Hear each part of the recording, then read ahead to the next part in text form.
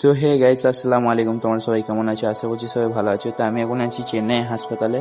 আমার একটা মামায় অ্যাডমিট আছে। আমার মামার প্রচুর শরীর খারাপ, তাই হাসপাতাল আছি। তো আমি এখন নিয়ে চললাম ব্লাড টেস্ট করতে।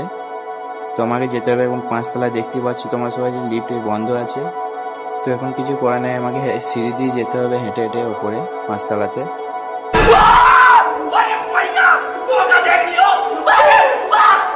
হাসপাতাল বলে কথা।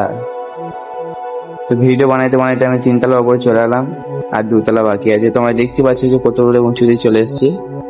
তো ফাইনালি আমি 5 তলার উপরে পৌঁছে গেলাম। আমি বিলাইটে জমা দিয়ে চলে এলাম। তো আমার হাতে একটা ছোট্ট বড় টোকেন দিল। তো চলো ভাই, সবাই ভালো থেকো, আর ভিডিওটা ভালো লাগলে কমেন্টে অবশ্যই জানাবে।